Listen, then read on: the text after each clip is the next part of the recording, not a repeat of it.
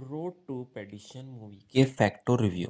Road to Perdition Sam Mendes द्वारा निर्देशित और डेविड सेल्फ द्वारा लिखित 2002 की एक अमेरिकी क्राइम ड्रामा फिल्म है जो मैक्स एलन कोलिंस और रिचर्ड पियर्स रेनर द्वारा इसी नाम की ग्राफिक उपन्यास श्रृंखला के पहले खंड पर आधारित है। इसमें Tom Hanks, Paul Newmans, Jude Law, Jennifer Jason Leigh, Stanley Tucci और डैनियल क्रेग ने अभिनय किया है। ग्रेट डिप्रेशन के दौरान सन 1931 में सेट गई ये फिल्म एक माफिया सरगना और उसके बेटे का अनुसरण करती है, क्योंकि वे उस माफिया सरगना से बदला लेना चाहते थे जिसने उनके परिवार के बाकी सदस्यों की हत्या कर दी थी।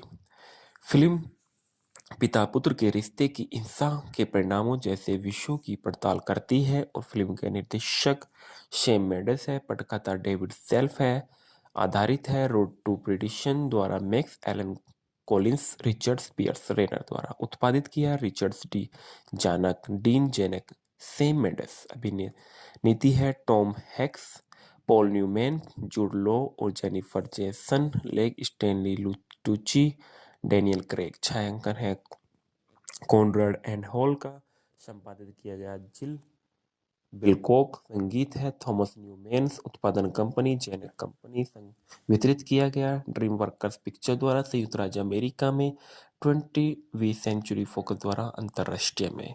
रिलीज की तारीख 12 जुलाई सन 2002 को इसको संयुक्त राज्य अमेरिका में रिलीज किया गया। कार्यक्रम 117 मिनट, देश संयुक्त राज्य अमेरिका और भाषा अंग्रेजी।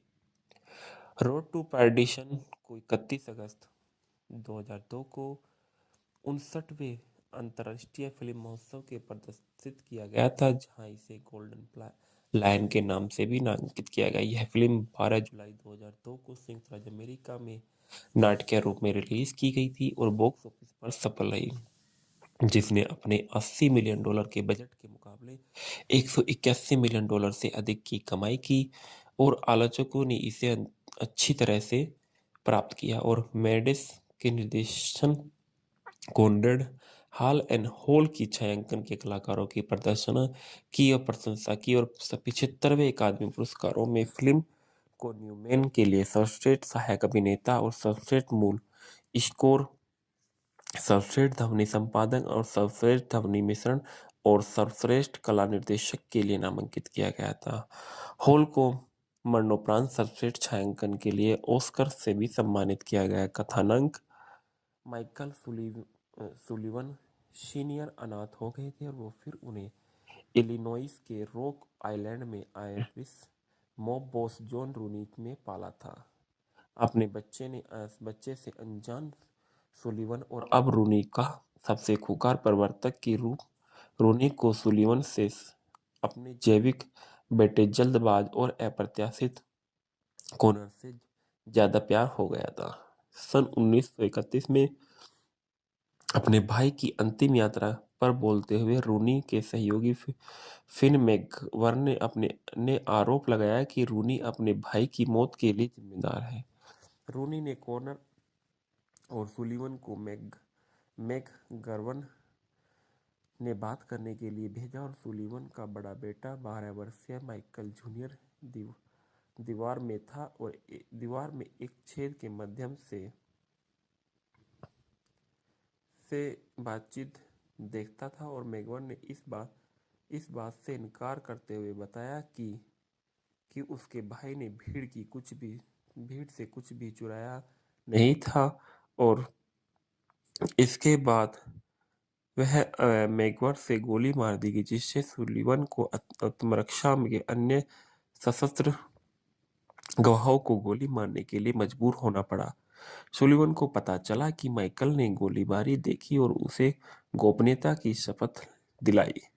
रूनी ने सुलिवन को टोली कैल्विनो में से कर्जा वसूलने के लिए भेजा और ईर्ष्यालु और भयभीत कॉर्नर ने सुलिवन के साथ कैल्विनो के लिए एक पत्र भेजा। कैल्विनो पत्र पढ़ता और अपनी रिवॉल्वर निकालता, लेकिन सुलिवन कैल्विनो और उसके अंगरक्षक दोनों को मार देता। पत्र में लिखा है कि सुलीवन को मार दो और सारे कर्जा चुका देंगे।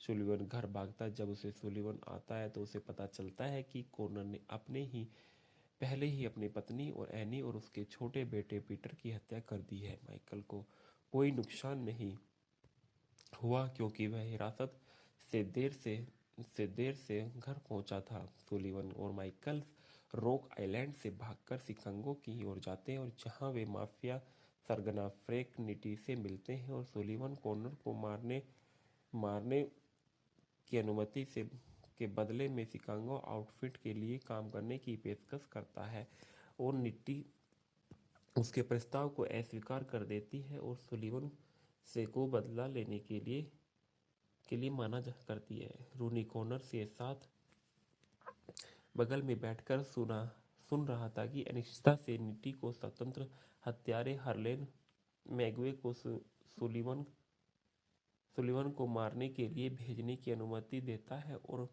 मैगवेयर सुलीवन को सड़क किनारे एक भोजनालय में ट्रैक करता है। मैगवे और सुलीवन सहजता से बातचीत करते हैं जबकि माइकल कार में ही रहता है। खतरे की को भापते हुए सुलीवन बाथरूम की खिड़की से भोजनालय से भाग जाता है और गाड़ी चलने से पहले ही मैगवेयर के टायरों को काट देता है। सुलीवन ने उन बैंकों को लूटना शुरू कर दिया जिनमें संगठन का पैसा रखा हुआ था। ऐसा करके सुलीवन की उम्मीद है कि वह संगठन का दबाव डालकर कॉनर को अपनी सुरक्षा वापस ले लेगा। सुलीवन माइकल को गाड़ी चलाना सिखाता है ताकि वह भागने के लिए ड्राइवर की तरह काम कर सके। गिरोह अपने बैंकों से पैसे निकाल लेता है जो सुलीवन की योजना में बाधा डालता है। सुलीवन रूनी के अकाउंटेंट अलेक्जेंडर रेस से मिलने जाता है। रेस सुलीवन को तब तक रोकता है जब तक मैगवेट शॉटगन लेकर अंदर नहीं आ जाता। रेस क्रॉसफायर में मारा जाता है और इससे पहले कि सुलीवन मैगवेट को घायल कर दे कि रूनी के बही खाते लेकर भाग गए। भागने के दौरान मैगवेट सुलीवन के कंधे पर गोली मार देता है। सुलीवन के घायल होने के बाद माइकल उन्हें एक खेत में ले जाता है और खेत पर मौजूद एक बुजुर्ग निसंतान पति पत्नी के उसे ठीक होने के लिए मदद करते हैं। भाई खाते से पता चलता है कि कॉनर अपने पिता से गबन कर रहा था, यह मानते हुए कि वह अगर रोनी को सच्चाई पता चली तो वह उस पर हमला बंद कर देगा। सुलीवन शिकागो वापस चला जाता है और सुलीवन में रूनी से भिड़ जाता है और इसके बाद पता चलता है कि वह उसे लूट रहा है। रूनी कहता है कि उसे उम्मीद है कि रूनी की मौत के बाद कॉनर को या तो सुलीवन या निट्टी के आदमियों द्वारा मार दिया जाएगा। फिर भी रूनी अपने बेटे को छोड़ने से इनकार कर देती है और रूनी सुलीवन से माइकल के साथ भागने और उसे उन दोनों से बेहतर इंसान बनने के लिए कहता है। बाद में सुलीवन घात लगाकर हमला करता है और रूनी के अंगरक्षक को और फिर खुद रूनी को मार देता है। सुलीवन द्वारा वादा किए जाने के बाद कॉनर की मौत के साथ झगड़ा खत्म हो जाएगा और निट्टी कॉनर का स्थान बताता है कि सुलीवन उस होटल में जाता है जहां कॉनर छिपा हुआ है और उसे मार देता है। सुलीवन माइकल को पार्टीशन में अपनी आंटी के बीच हाउस पर ले जाता है। वहां पहुंचने पर सुलीवन पर मैगवेयर द्वारा घात लगाकर हमला किया जाता है और घात के अंदर ही उसे गोली मार दी जाती है जबकि माइकल बीच पर खड़ा होता है और माइकल प्रकट होता है और मैगवेयर को बंदूक तानता है और सुलीवन मैगवन की पीठ पर घातक गोली मार देता है और माइकल अपने पिता से कहता है कि वह ट्रिगर नहीं खींच सकता। सुलीवन फिर सिर हिलाता है और मुस्कुराता है जबकि वह अपने बेटे की बाहों में मर जाता है। माइकल कार को वापस बुजुर्ग दंपति के खेत में ले आता है और एक वॉइस ओवर में माइकल कहता है कि वह वही पला बड़ा है। माइकल ने आगे कहा कि उसने अपने पिता की मृत्यु के बाद से बंदूक नहीं पकड़ी। माइकल ने कहा कि जब उससे पूछा जाता है कि क्या उसके पिता एक अच्छे इंसान थे, तो वह बस इतना जवाब देता है कि मेरे पिता थे। ढालना में देखा गया कि टॉम हैंक्स जो माइकल सुलिवन के रूप में नजर आए, टायर होचिन माइकल सुलिवर जूनियर के रूप में नजर आए, पॉल न्यूमैन जॉन रोनी के रूप में नजर आए, जूड लो हरलेन मैगवेट के रूप में नजर आए, डैनियल क्रेग कॉनर रोनी के रूप में नजर आए, स्टैनली टूची फ्रैंक डिट्टी के रूप में नजर आए, जेनिफर जेसन एनी सुलिवन के रूप में नजर आई, लियाम एकेन पीटर सुलिवन के रूप में नजर आए, डायलन बेकर अलेक्जेंडर के रेस के रूप में नजर आए, फिन मैकवर्गन के रूप में शियरन हेड्स ने किरदार निभाया, डग स्पिनोजा कैल्विन के रूप में नजर आई, डेविड डार्लो जैक कैली के रूप में नजर आए, कैरी रोसल रूनी के गुर्गो के रूप में नजर आए, एंथनी नागपाल लापगिडिया अल कैपोन के रूप में नजर आई, केविन चैम्बरलिन फ्रेक के बाउंसर के रूप में नजर आए, हैरी ग्रेटर मिस्टर मैकडोल के रूप में नजर आए, जोबे सैनी बैंकर के रूप में नजर आए। उत्पादन में देखा गया जब मैक्स एलन कॉलिंस ने ग्राफिक उपन्यास रोड टू पेडिशन लिखा तो उनके बुक एजेंट ने कहानी में एक फिल्म रूपांतरण के रूप में क्षमता देखी और इसे एक फिल्म एजेंट को दिखाया। सन 1999 तक उपन्यास डीन जेनक के पास पहुंच गया, जो उसके माता पिता निर्माता रिचर्ड डी जेनक की कंपनी के विकास के अध्यक्ष में था। उपन्यास को मोरस्को में बड़े जेनक के पास भेजा गया, जहां वह रूल्स ऑफ एंगेजमेंट के निर्माण कर रहे थे। जेनक कहानी की संभावना पर सहमत होते हुए उसे निर्देशक और निर्माता स्टीवन और स्पीलबर्ग के पास भेज देता है। कहता कुछ ही समय बाद स्पीलबर्ग ने अपने स्टूडियो और ड्रीम वर्क्स में इस परियोजना की स्थापना की। हालांकि उन्होंने अपनी पूरी स्लेट के कारण फिल्म के निर्देशक का पीछा नहीं किया। सैम मेंडेस ने अमेरिकन ब्यूटी को पूरा करने के बाद एक नए प्रोजेक्ट की तलाश की और एक ए ब्यूटीफुल माइंड के px and the shipping news और द लुकआउट सही संभावनाओं की खोज की।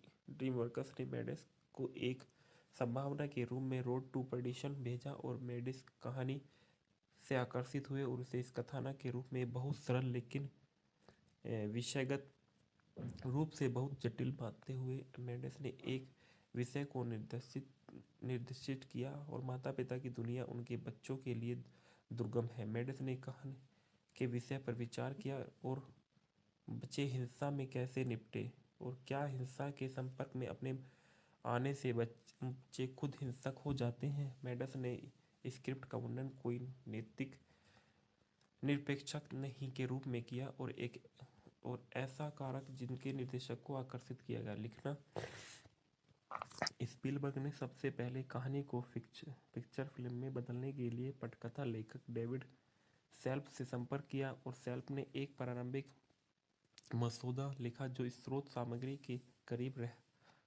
रहा और इसके अधिकांश संवादों को बरकरार रखा। पटकथा को तब बिना श्रेय वाले लेखकों द्वारा फिर से लिखा गया, जिससे स्क्रिप्ट को ग्राफिक उपन्यास से अलग कर दिया गया, लेकिन कहानी के मूल तत्वों को बरकरार रखा गया। कहानी के कुछ कठोर पहलुओं को कम किया गया क्योंकि स्क्रिप्ट अधिक व्यवस्थित हो गई कि उदाहरण के लिए पटकथा के कुछ शुरुआती मसौदों को सुलिवन शराबी बन गया, लेकिन यह तथ्य अत्यंत अंतिम संस्करण में उपस्थित था। कहानी लोन वुल्फ एंड क्यूब मंगा श्रृंखला में गहराई से प्रभावित थी और उपन्यास मैक्स एलन कैलिस ने बीबीसी के साथ एक साक्षात्कार अपने ग्राफिक उपन्यास रोड टू पेडिशन पर लोन वुल्फ एंड क्यूब के प्रभाव को स्वीकार किया और घोषणा की कि Road to Perdition Lone Wolf and the cube के लिए एक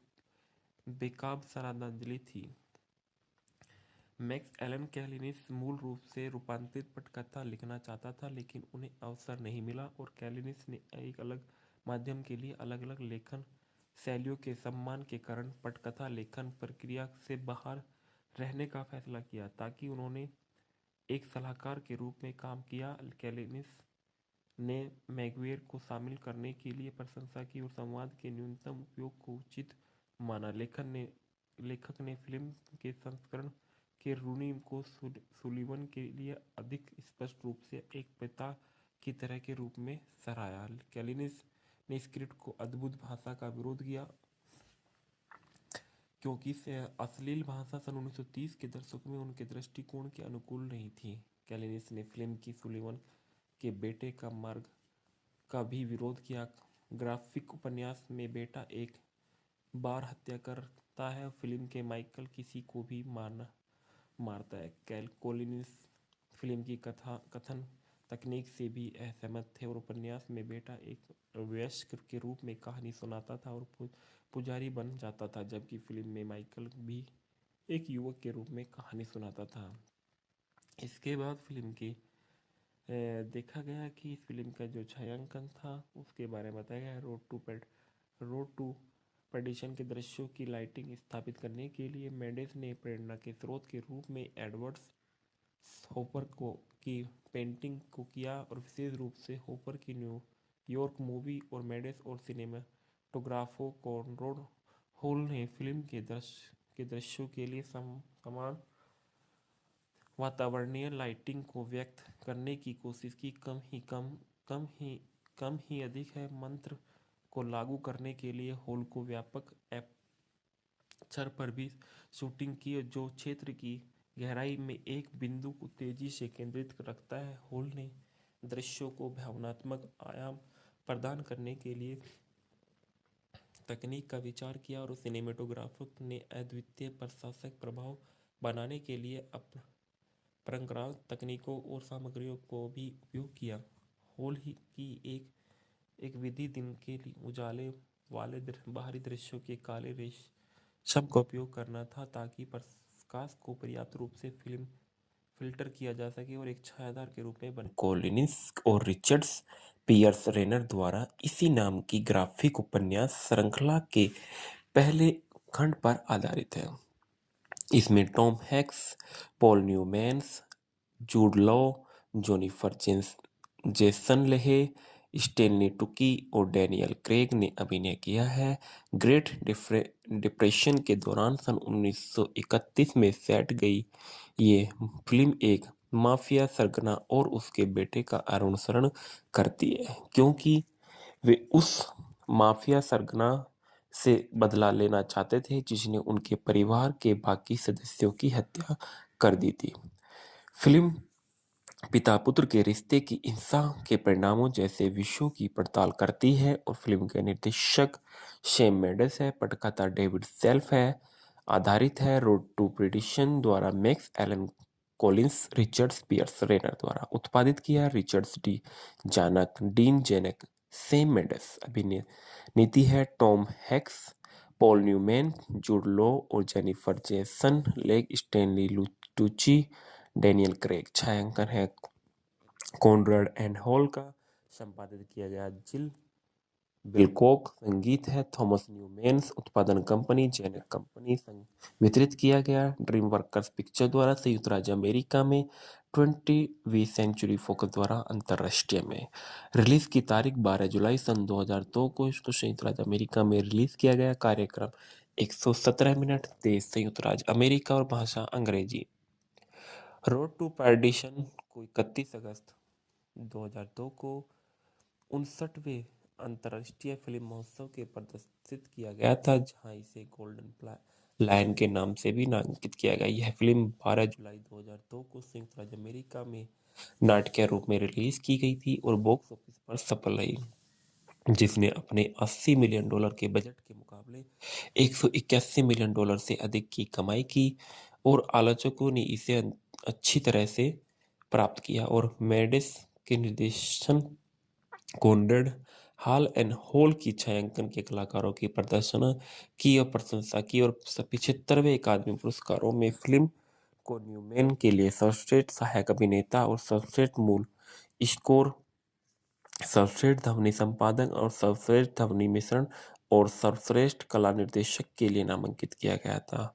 हॉल को मरणोपरांत सर्वश्रेष्ठ छायांकन के लिए ऑस्कर से भी सम्मानित किया गया। कथानक: माइकल सुलिवन सीनियर अनाथ हो गए थे और वो फिर उन्हें इलिनॉइस के रॉक आइलैंड में आयरिश मॉब बॉस जॉन रूनी में पाला था।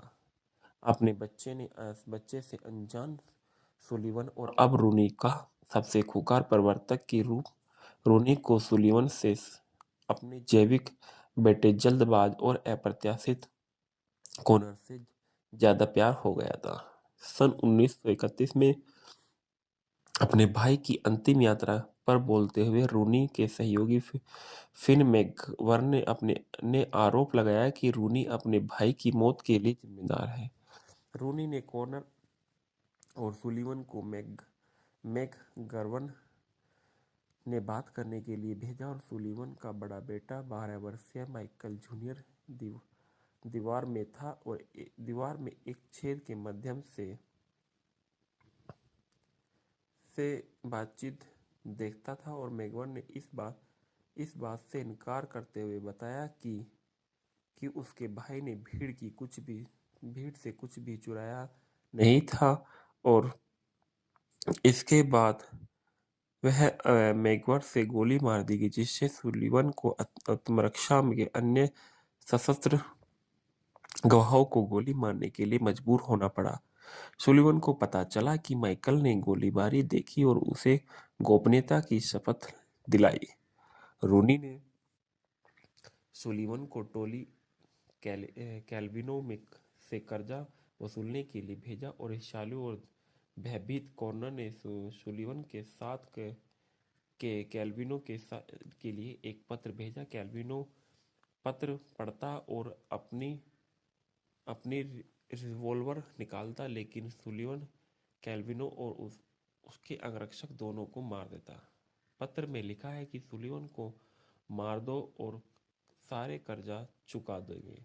सुलिवन घर भागता। जब उसे सुलिवन आता है तो उसे पता चलता है कि कॉर्नर ने पहले ही अपनी पत्नी और एनी और उसके छोटे बेटे पीटर की हत्या कर दी है। माइकल को कोई नुकसान नहीं हुआ क्योंकि वह हिरासत से देर से घर पहुंचा था। सुलिवन और माइकल रॉक आइलैंड से भागकर शिकागो की ओर जाते हैं और जहां वे माफिया सरगना फ्रैंक निटी से मिलते हैं और सुलिवन कॉर्नर को मारने की अनुमति के बदले में शिकागो आउटफिट के लिए काम करने की पेशकश करता है और निटी उसके प्रस्ताव को अस्वीकार कर देती है और सुलिवन से को बदला लेने के लिए मना करती है। रूनी कॉर्नर के साथ बगल में बैठकर सुन रहा था कि अनिश्चितता से निटी को स्वतंत्र हत्यारे हार्लेन मैगवे को सुलिवन को मारने के लिए भेजने की अनुमति देता है और मैगवेर सुलिवन को सड़क किनारे एक भोजनालय में ट्रैक करता है।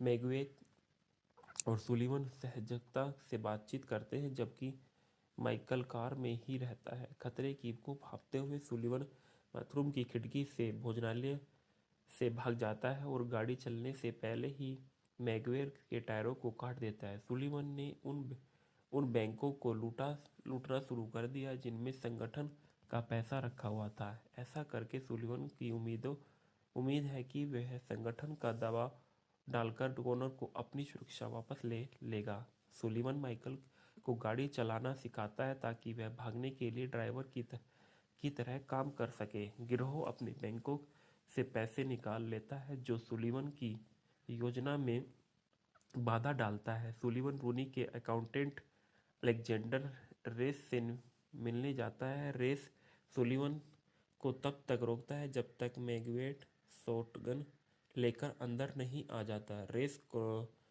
क्रॉसफायर में मारा जाता है और इससे पहले कि सुलिवन मैगवेर को घायल कर दे कि रूनी के बही खाते लेकर भाग गए। भागने के दौरान मैगवेर सुलिवन के कंधे पर गोली मार देता है। सुलिवन के घायल होने के बाद माइकल उन्हें एक खेत में ले जाता है और खेत पर मौजूद एक बुजुर्ग निसंतान पति पत्नी के उसे ठीक होने के लिए मदद करते हैं।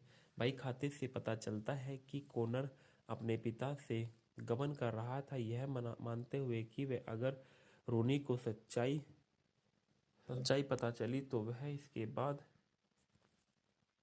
तो वह उस पर हमला बंद कर देगा। सुलीवन शिकागो वापस चला जाता है और सुलीवन मेम में रूनी से भिड़ जाता है और इसके बाद पता चलता है कि वह उसे लूट रहा है। रूनी कहता है कि उसे उम्मीद है कि रूनी की मौत के बाद कॉनर को या तो सुलीवन या निट्टी के आदमियों द्वारा मार दिया जाएगा। फिर भी रूनी अपने बेटे को छोड़ने से इनकार कर देती है और रूनी सुलीवन से माइकल के साथ भागने और उसे उन दोनों से बेहतर इंसान बनने के लिए कहता है। बाद में सुलीवन घात लगाकर हमला करता है और रूनी के अंगरक्षक को और फिर खुद रूनी को मार देता है। सुलीवन द्वारा वादा किए जाने के बाद कॉनर की मौत के साथ झगड़ा खत्म हो जाएगा और निट्टी कॉनर का स्थान बताता है कि सुलीवन उस होटल में जाता है जहां कॉनर छिपा हुआ है और उसे मार देता है। सुलीवन माइकल को पार्टीशन में अपनी आंटी के बीच हाउस पर ले जाता है। वहां पहुंचने पर सुलीवन पर मैगवेयर द्वारा घात लगाकर हमला किया जाता है और घात के अंदर ही उसे गोली मार दी जाती है। जबकि माइकल बीच पर खड़ा होता है और माइकल प्रकट होता है और मैगवेयर को बंदूक तानता है और सुलीवन मैगवन की पीठ पर घातक गोली मार देता है और माइकल अपने पिता से कहता है कि वह ट्रिगर नहीं खींच सकता। सुलीवन फिर सिर हिलाता है और मुस्कुराता है जबकि वह अपने बेटे की बाहों में मर जाता है। माइकल कार को वापस बुजुर्ग दंपति के खेत में ले आता है और एक वॉइस ओवर में माइकल कहता है कि वह वही पला बड़ा है। माइकल ने आगे कहा कि उसने अपने पिता की मृत्यु के बाद से बंदूक नहीं पकड़ी। माइकल ने कहा कि जब उससे पूछा जाता है कि क्या उसके पिता एक अच्छे इंसान थे तो वह बस इतना जवाब देता है कि मेरे पिता थे। ढालना में देखा गया कि टॉम हैक्स जो माइकल सुलीवन के रूप में नजर आए, टायर होचिन माइकल सुलीवन जूनियर के रूप में नजर आए, पॉल न्यूमैन जॉन रोनी के रूप में नजर आए, जूड लो हरलेन मैगवेट के रूप में नजर आए, डैनियल क्रेग कॉनर रोनी के रूप में नजर आए, स्टैनली टूची फ्रैंक डिट्टी के रूप में नजर आए, जेनिफर जेसन एनी सुलीवन के रूप में नजर आई, लियाम एकेन पीटर सुलीवन के रूप में नजर आए, डायलन बेकर अलेक्जेंडर के रेस के रूप में नजर आए, फिन मैकवर्गन के रूप में शियरन हेड्स ने किरदार निभाया, डग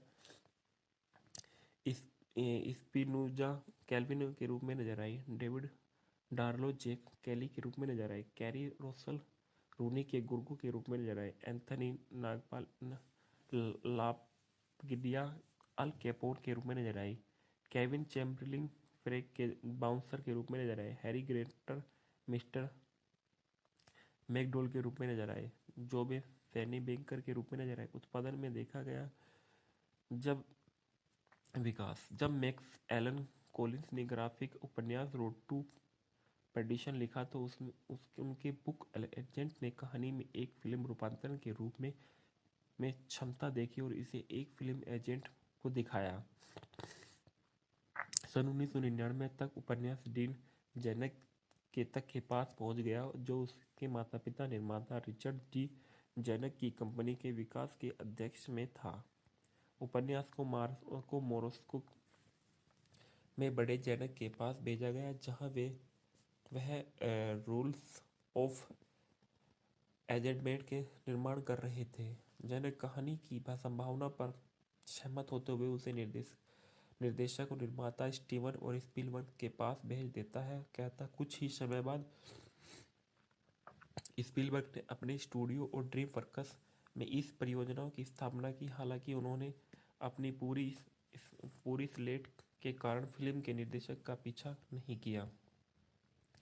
सैम मेंडेस ने अमेरिकन ब्यूटी को पूरा करने के बाद एक नए प्रोजेक्ट की तलाश की और ए ब्यूटीफुल माइंड के px and the shipping news और द लुकआउट सही संभावनाओं की खोज की।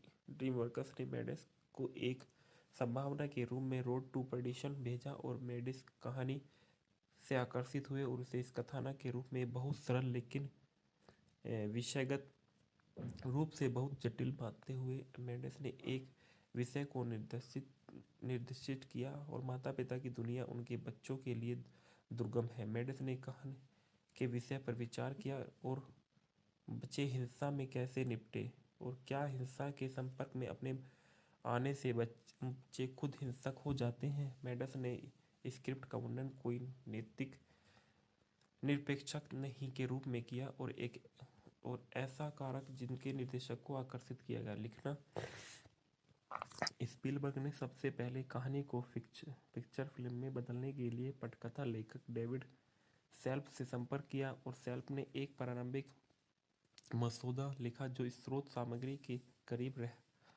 रहा और इसके अधिकांश संवादों को बरकरार रखा। पटकथा को तब बिना श्रेय वाले लेखकों द्वारा फिर से लिखा गया जिससे स्क्रिप्ट को ग्राफिक उपन्यास से अलग कर दिया गया, लेकिन कहानी के मूल तत्वों को बरकरार रखा गया। कहानी के कुछ कठोर पहलुओं को कम किया गया क्योंकि स्क्रिप्ट अधिक स्थिति हो गई कि उदाहरण के लिए पटकथा के कुछ शुरुआती मसौदों को सुलीवन शराबी बन गया, लेकिन यह तथ्य अत्यंत अंतिम संस्करण में उपस्थित था। कहानी लोन वुल्फ एंड क्यूब मंगा श्रृंखला में गहराई से प्रभावित थी और उपन्यास मैक्स एलन कैलिनिस ने बीबीसी के साथ एक साक्षात्कार अपने ग्राफिक उपन्यास रोड टू परडिशन पर लोन वुल्फ एंड क्यूब के प्रभाव को स्वीकार किया और घोषणा की कि Road to Perdition Lone Wolf and the cube के लिए एक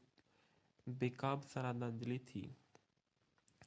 मैक्स एलन कैलिनिस मूल रूप से रूपांतरित पटकथा लिखना चाहता था, लेकिन उन्हें अवसर नहीं मिला और कैलिनिस ने एक अलग माध्यम के लिए अलग अलग लेखन शैलियों के सम्मान के कारण पटकथा लेखन प्रक्रिया से बाहर रहने का फैसला किया ताकि उन्होंने एक सलाहकार के रूप में काम किया। कैलिनिस ने मैगुएर को शामिल करने के लिए प्रशंसा की और संवाद के न्यूनतम उपयोग को उचित माना। लेखक ने फिल्म के संस्करण के रूनी को सुलीवन के लिए अधिक स्पष्ट रूप से एक पिता की तरह के रूप में सराहा। कैलिनिस ने स्क्रिप्ट को अद्भुत भाषा का विरोध किया क्योंकि अश्लील भाषा सन 1930 के दशक में उनके दृष्टिकोण के अनुकूल नहीं थी। कैलिनिस ने फिल्म की सुलीवन के बेटे का मार्ग का भी विरोध किया।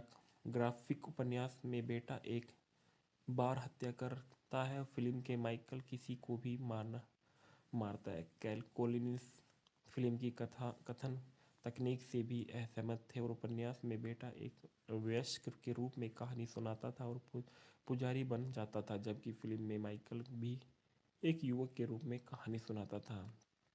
इसके बाद फिल्म की देखा गया कि फिल्म का जो छायांकन था उसके बारे में बताया गया। रोड टू परडिशन के दृश्यों की लाइटिंग स्थापित करने के लिए मेडिस ने प्रेरणा के स्रोत के रूप में एडवर्ड हॉपर की पेंटिंग को किया और विशेष रूप से हॉपर की न्यूयॉर्क मूवी और मेडिस और सिनेमाटोग्राफो कॉनराड हॉल ने फिल्म के दृश्यों के लिए समान वातावरणीय लाइटिंग को व्यक्त करने की कोशिश की।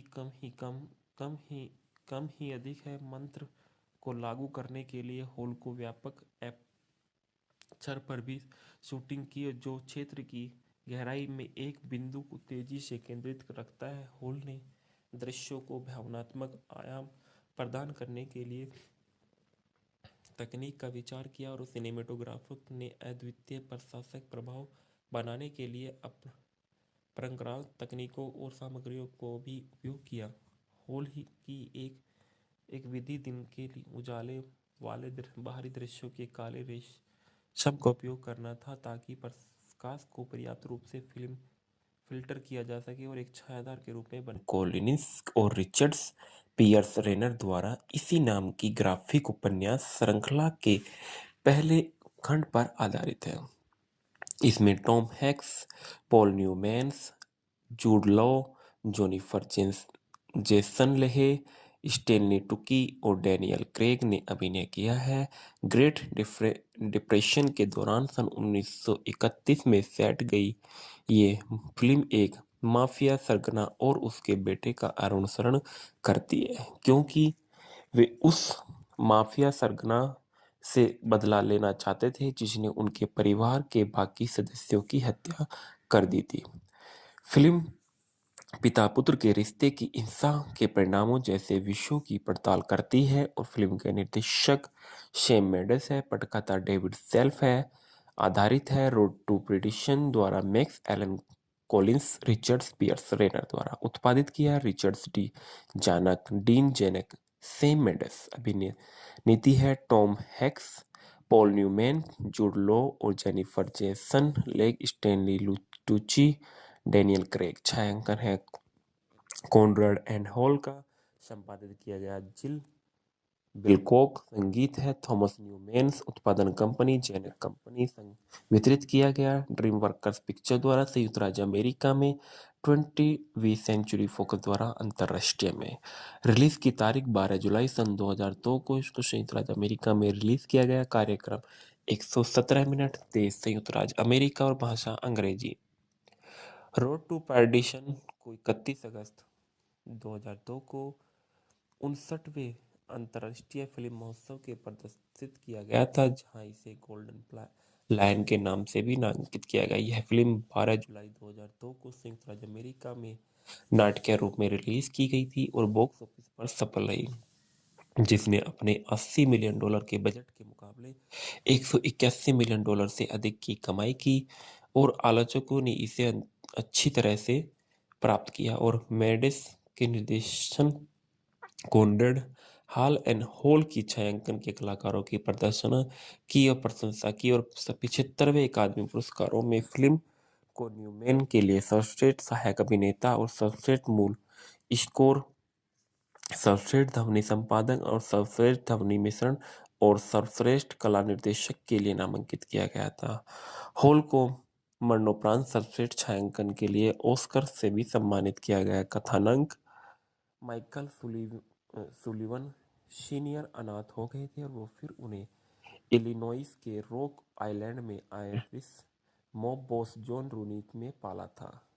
अपने बच्चे से अनजान सुलिवन और अब रूनी का सबसे खूंखार प्रवर्तक के रूप रूनी को सुलिवन से अपने जैविक बेटे जल्दबाज और अप्रत्याशित कॉनर से ज्यादा प्यार हो गया था। सन 1931 में अपने भाई की अंतिम यात्रा पर बोलते हुए रूनी के सहयोगी फिन मैकगवर्न ने आरोप लगाया कि रूनी अपने भाई की मौत के लिए जिम्मेदार है।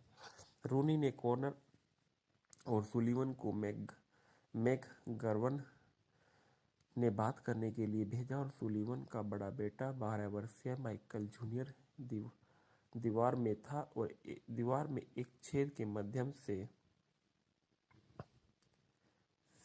बातचीत देखता था और मैकगवर्न ने इस बात से इनकार करते हुए बताया कि उसके भाई ने भीड़ से कुछ भी चुराया नहीं था और इसके बाद वह मैकगवर्न से गोली मार दी गई, जिससे सुलिवन को आत्मरक्षा के अन्य सशस्त्र गवाहों को गोली मारने के लिए मजबूर होना पड़ा।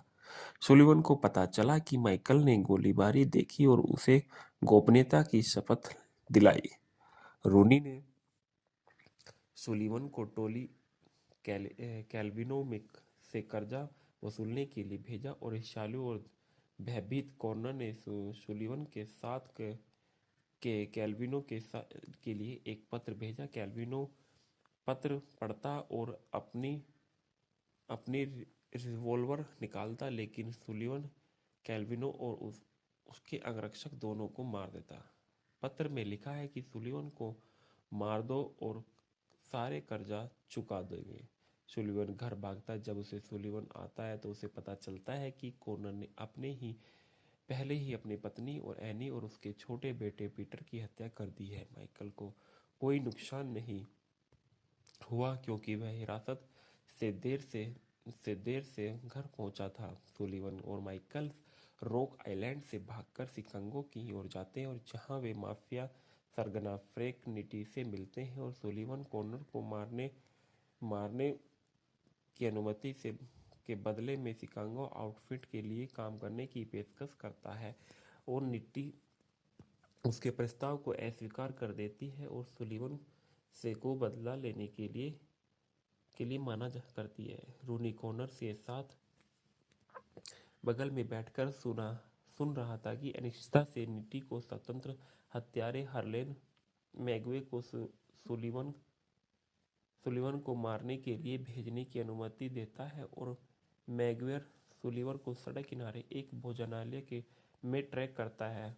मैगवे और सुलिवन सहजता से बातचीत करते हैं जबकि माइकल कार में ही रहता है। खतरे की को भापते हुए सुलिवन बाथरूम की खिड़की से भोजनालय से भाग जाता है और गाड़ी चलने से पहले ही मैगवेर के टायरों को काट देता है। सुलिवन ने उन बैंकों को लूटना शुरू कर दिया जिनमें संगठन का पैसा रखा हुआ था। ऐसा करके सुलिवन की उम्मीद है कि वह संगठन का दबाव डालकर कॉनर को अपनी सुरक्षा वापस ले लेगा। सुलिवन माइकल को गाड़ी चलाना सिखाता है ताकि वह भागने के लिए ड्राइवर की तरह काम कर सके। गिरोह अपने बैंकों से पैसे निकाल लेता है जो सुलिवन की योजना में बाधा डालता है। सुलिवन रूनी के अकाउंटेंट अलेक्जेंडर रेस से मिलने जाता है। रेस सुलिवन को तब तक रोकता है जब तक मैगवेट शॉटगन लेकर अंदर नहीं आ जाता। रेस क्रॉसफायर में मारा जाता है और इससे पहले कि सुलिवन मैगवेट को घायल कर दे कि रूनी के बही खाते लेकर भाग गए। भागने के दौरान मैगवेट सुलिवन के कंधे पर गोली मार देता है। सुलिवन के घायल होने के बाद माइकल उन्हें एक खेत में ले जाता है और खेत पर मौजूद एक बुजुर्ग निसंतान पति पत्नी के उसे ठीक होने के लिए मदद करते हैं। भाई खाते से पता चलता है कि कॉनर अपने पिता से गबन कर रहा था, यह मानते हुए कि वह अगर रूनी को सच्चाई पता चली तो वह उस पर हमला बंद कर देगा। सुलिवन शिकागो वापस चला जाता है और सुलिवन में रूनी से भिड़ जाता है और इसके बाद पता चलता है कि वह उसे लूट रहा है। रूनी कहता है कि उसे उम्मीद है कि रूनी की मौत के बाद कॉनर को या तो सुलिवन या निट्टी के आदमियों द्वारा मार दिया जाएगा। फिर भी रूनी अपने बेटे को छोड़ने से इनकार कर देती है और रूनी सुलिवन से माइकल के साथ भागने और उसे उन दोनों से बेहतर इंसान बनने के लिए कहता है। बाद में सुलिवन घात लगाकर हमला करता है और रूनी के अंगरक्षक को और फिर खुद रूनी को मार देता है। सुलिवन द्वारा वादा किए जाने के बाद कॉनर की मौत के साथ झगड़ा खत्म हो जाएगा और निट्टी कॉनर का स्थान बताता है कि सुलिवन उस होटल में जाता है जहां कॉनर छिपा हुआ है और उसे मार देता है। सुलिवन माइकल को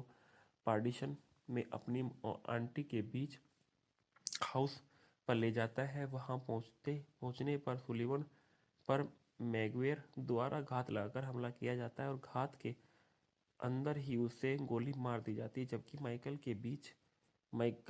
माइकल बीच पर खड़ा होता है और माइकल प्रकट होता है और मैगवर को बंदूक तानता है और सुलिवन मैगवन की पीठ पर घातक गोली मार देता है और माइकल अपने पिता से कहता है कि वह ट्रिगर नहीं खींच सकता। सुलिवन फिर सिर हिलाता है और मुस्कुराता है जबकि वह अपने बेटे की बाहों में मर जाता है। माइकल कार को वापस बुजुर्ग दंपति के खेत में ले आता है और एक वॉइस ओवर में माइकल कहता है कि वह वही पला बड़ा है। माइकल ने आगे कहा कि उसने अपने पिता की मृत्यु के बाद से बंदूक नहीं पकड़ी। माइकल ने कहा कि जब उससे पूछा जाता है कि क्या उसके पिता एक अच्छे इंसान थे तो वह बस इतना जवाब देता है कि मेरे पिता थे। ढालना में देखा गया कि टॉम हैंक्स जो माइकल सुलिवन के रूप में नजर आए, टायर होचिन माइकल सुलिवन जूनियर के रूप में नजर आए, पॉल न्यूमैन जॉन रूनी के रूप में नजर आए, जूड लो हरलेन मैगवेट के रूप में नजर आए, डैनियल क्रेग कॉनर रूनी के रूप में नजर आए, स्टैनली टुची फ्रैंक निट्टी के रूप में नजर आए, Jennifer Jason Leh any Sullivan के रूप में नजर आई, लियाम एकेन पीटर सुलिवन के रूप में नजर आए, डायलन बेकर अलेक्जेंडर के रूप रेस के रूप में नजर आए, फिन मैकवर्गन के रूप में शियरन हेड्स ने किरदार निभाया, डग स्पिनोजा कैल्विन के रूप में नजर आई, डेविड डार्लो जेक कैली के रूप में नजर आए, कैरी रोसल रूनी के गुर्गो के रूप में नजर आए, एंथनी नागपाल लापगिडिया अल कैपोन के रूप में नजर आई, केविन चैम्बरलिन फ्रेक के बाउंसर के रूप में नजर आए, हैरी ग्रेटर मिस्टर मैकडोल के रूप में नजर आए, जोबे सैनी बैंकर के रूप में नजर आए। उत्पादन में देखा गया जब मैक्स एलन कोलिंस ने ग्राफिक उपन्यास रोड टू पेडिशन लिखा तो उसमें उनके बुक एजेंट ने कहानी में एक फिल्म रूपांतरण के रूप में क्षमता देखी और इसे एक फिल्म एजेंट को दिखाया। सन 1999 तक उपन्यास डीन जेनक के पास पहुंच गया, जो उसके माता पिता निर्माता रिचर्ड जी जेनक की कंपनी के विकास के अध्यक्ष में था।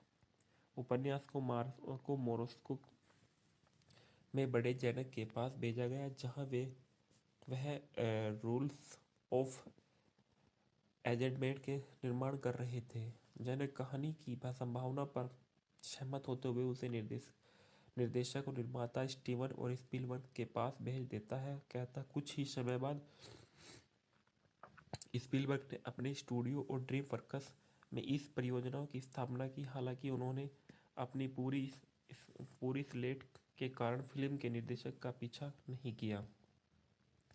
सैम मेंडेस ने अमेरिकन ब्यूटी को पूरा करने के बाद एक नए प्रोजेक्ट की तलाश की और एक ए ब्यूटीफुल माइंड के px and the shipping news और द लुकआउट सही संभावनाओं की खोज की। ड्रीमवर्क्स ने मेंडेस को एक संभावना के रूप में रोड टू परडिशन भेजा और मेंडेस कहानी से आकर्षित हुए और उसे इस कथानक के रूप में बहुत सरल लेकिन विषयगत रूप से बहुत जटिल मानते हुए मेंडेस ने एक विषय को निर्देशित किया और माता पिता की दुनिया उनके बच्चों के लिए दुर्गम है। मेंडेस ने कहानी के विषय पर विचार किया और बच्चे हिंसा में कैसे निपटे और क्या हिंसा के संपर्क में अपने आने से बच्चे खुद हिंसक हो जाते हैं। मेंडेस ने स्क्रिप्ट का वर्णन कोई नैतिक निरपेक्षक नहीं के रूप में किया और ऐसा कारक जिनके निर्देशक को आकर्षित किया गया। लिखना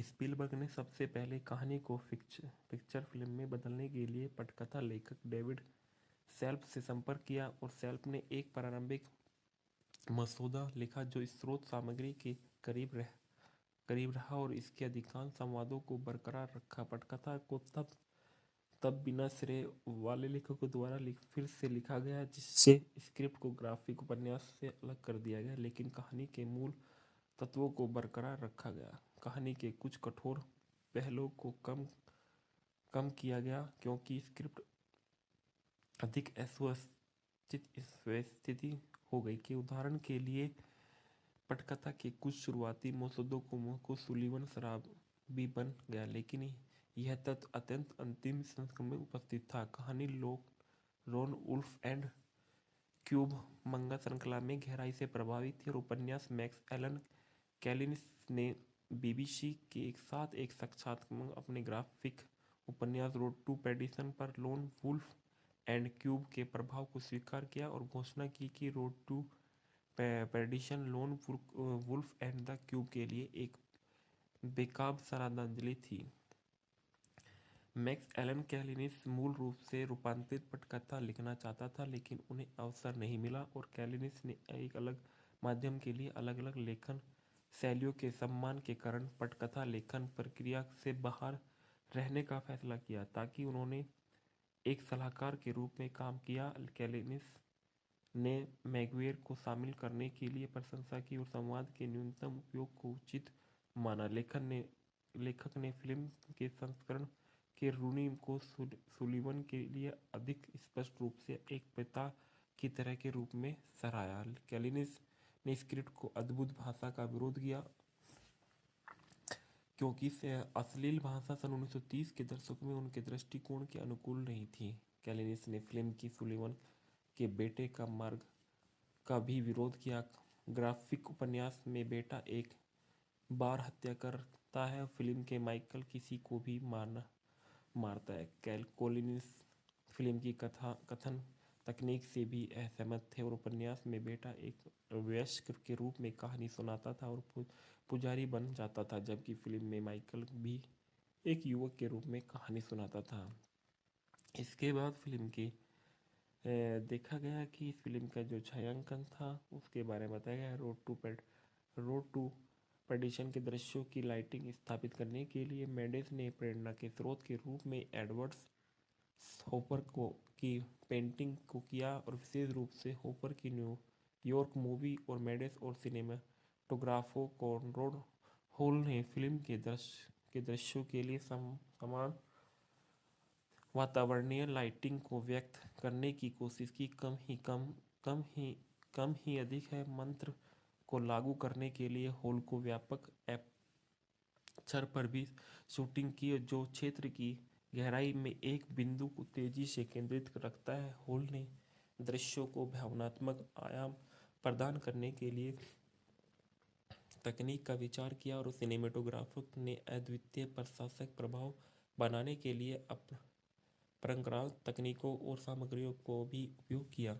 हॉल ही की एक विधि दिन के उजाले वाले बाहरी दृश्यों के काले रेशम का उपयोग करना था, ताकि प्रकाश को पर्याप्त रूप से फिल्टर किया जा सके और एक छायादार के रूप में बने। कोलिनिस और रिचर्ड्स पियर्स रेनर द्वारा इसी नाम की ग्राफिक उपन्यास श्रृंखला के पहले खंड पर आधारित है।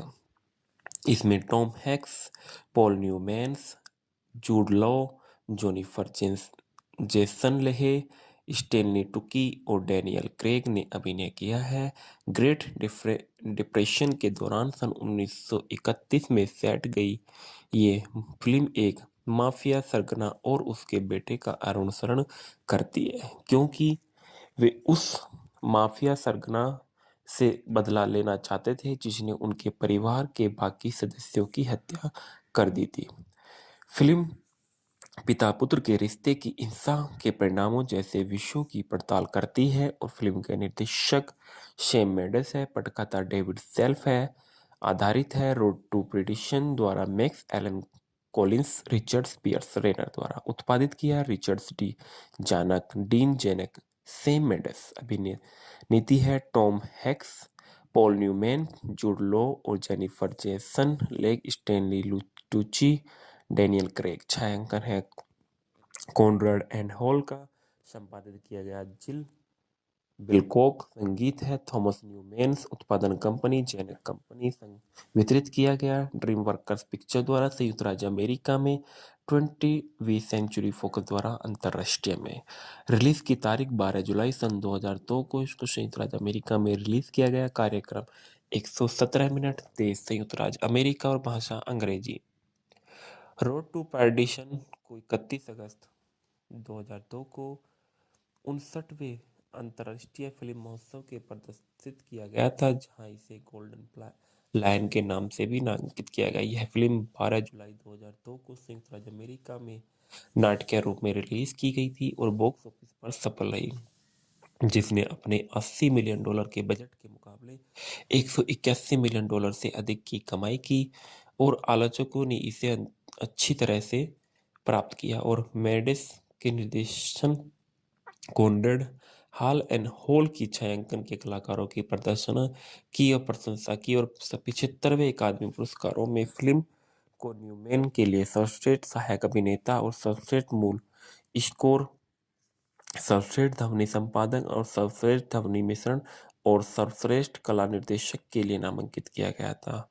हॉल को मरणोपरांत सर्वश्रेष्ठ छायांकन के लिए ऑस्कर से भी सम्मानित किया गया। कथानक, माइकल सुलिवन सीनियर अनाथ हो गए थे और वो फिर उन्हें इलिनॉइस के रॉक आइलैंड में आयरिश मॉब बॉस जॉन रूनी में पाला था। अपने बच्चे से अनजान सुलिवन और अब रूनी का सबसे खूंखार प्रवर्तक के रूप रूनी को सुलिवन से अपने जैविक बेटे जल्दबाज और अप्रत्याशित कॉनर से ज्यादा प्यार हो गया था। सन 1931 में अपने भाई की अंतिम यात्रा पर बोलते हुए रूनी के सहयोगी फिन मैकगवर्न ने आरोप लगाया कि रूनी अपने भाई की मौत के लिए जिम्मेदार है। रूनी ने कॉनर और सुलीवन को मैकगवर्न ने बात करने के लिए भेजा और सुलीवन का बड़ा बेटा 12 वर्षीय माइकल जूनियर दीवार में था और दीवार में एक छेद के माध्यम से बातचीत देखता था और मैकगवर्न ने इस बात से इनकार करते हुए बताया कि उसके भाई ने भीड़ से कुछ भी चुराया नहीं था और इसके बाद वह मैकगवर्न से गोली मार दी गई, जिससे सुलीवन को आत्मरक्षा के अन्य सशस्त्र गवाहों को गोली मारने के लिए मजबूर होना पड़ा। सुलीवन को पता चला कि माइकल ने गोलीबारी देखी और उसे गोपनीयता की शपथ दिलाई। रूनी ने सुलीवन को टोली कैल्विनो में से कर्जा वसूलने के लिए भेजा और ईर्ष्यालु और भयभीत कॉर्नर ने सुलीवन के साथ कैल्विनो के लिए एक पत्र भेजा। कैल्विनो पत्र पढ़ता और अपनी रिवॉल्वर निकालता, लेकिन सुलीवन कैल्विनो और उसके अंगरक्षक दोनों को मार देता। पत्र में लिखा है कि सुलीवन को मार दो और सारे कर्जा चुका देंगे। सुलीवन घर भागता है। जब उसे सुलीवन आता है तो उसे पता चलता है कि कॉर्नर ने पहले ही अपनी पत्नी और एनी और उसके छोटे बेटे पीटर की हत्या कर दी है। माइकल को कोई नुकसान नहीं हुआ क्योंकि वह हिरासत से देर से घर पहुंचा था। सुलीवन और माइकल रॉक आइलैंड से भागकर शिकागो की ओर जाते हैं और जहां वे माफिया सरगना फ्रैंक निटी से मिलते हैं और सुलीवन कॉर्नर को मारने की अनुमति के बदले में शिकागो आउटफिट के लिए काम करने की पेशकश करता है और निटी उसके प्रस्ताव को अस्वीकार कर देती है और सुलीवन से को बदला लेने के लिए माना करती है। रूनी कॉर्नर के साथ बगल में बैठकर सुन रहा था कि अनिश्चितता से निटी को स्वतंत्र हत्यारे हार्लेन मैगवे को सुलीवन को मारने के लिए भेजने की अनुमति देता है और मैगवेर सुलीवन को सड़क किनारे एक भोजनालय में ट्रैक करता है। मैगवे और सुलीवन सहजता से बातचीत करते हैं जबकि माइकल कार में ही रहता है। खतरे को भांपते हुए सुलीवन बाथरूम की खिड़की से भोजनालय से भाग जाता है और गाड़ी चलने से पहले ही मैगवेर के टायरों को काट देता है। सुलीवन ने उन बैंकों को लूटना शुरू कर दिया जिनमें संगठन का पैसा रखा हुआ था। ऐसा करके सुलीवन की उम्मीद है कि वह संगठन का दबाव डालकर कॉर्नर को अपनी सुरक्षा वापस ले लेगा। सुलीवन माइकल को गाड़ी चलाना सिखाता है ताकि वह भागने के लिए ड्राइवर की तरह काम कर सके। गिरोह अपने बैंकों से पैसे निकाल लेता है जो सुलीवन की योजना में बाधा डालता है। सुलीवन रूनी के अकाउंटेंट अलेक्जेंडर रेस से मिलने जाता है। रेस सुलीवन को तब तक रोकता है जब तक मैगवेट शॉटगन लेकर अंदर नहीं आ जाता। रेस क्रॉसफायर में मारा जाता है और इससे पहले कि सुलीवन मैगवेर को घायल कर दे कि रूनी के बही खाते लेकर भाग गए। भागने के दौरान मैगवेर सुलीवन के कंधे पर गोली मार देता है। सुलीवन के घायल होने के बाद माइकल उन्हें एक खेत में ले जाता है और खेत पर मौजूद एक बुजुर्ग निसंतान पति पत्नी के उसे ठीक होने के लिए मदद करते हैं। भाई खाते से पता चलता है कि कॉर्नर अपने पिता से गबन कर रहा था, यह मानते हुए कि वह अगर रूनी को सच्चाई पता चली तो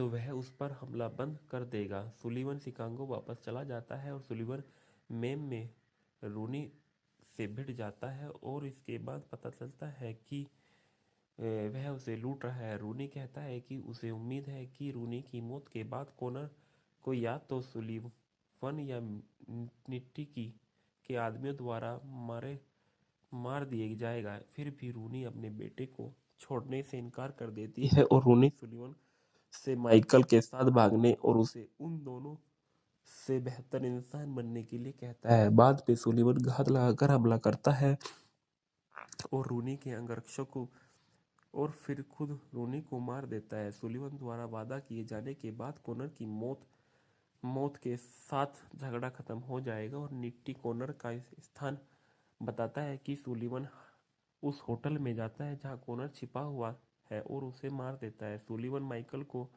पार्टीशन में अपनी आंटी के बीच हाउस पर ले जाता है। वहां पहुंचने पर सुलिवन पर मैगवेयर द्वारा घात लगाकर हमला किया जाता है और घात के अंदर ही उसे गोली मार दी जाती है। जबकि